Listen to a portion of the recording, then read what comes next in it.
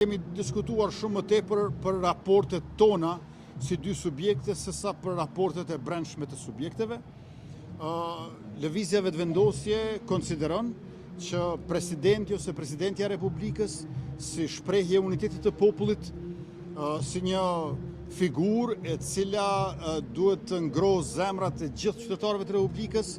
në kuptimin e vlerave dhe meritave profesionale e shoqërore e kombëtare, pra një personalitet i cili do kishte shumë karakter të mirëpritur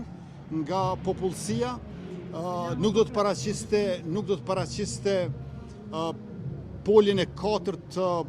pushtetit, sepse Republika Demokratike i ka 3 shtylla, ekzekutivin, legjislativin dhe gjyqësorin, do duhet ishte jashtë partive politike dhe njëkohësisht të mos ishte i përfshirë në polemika ditore, le të themi. Pra,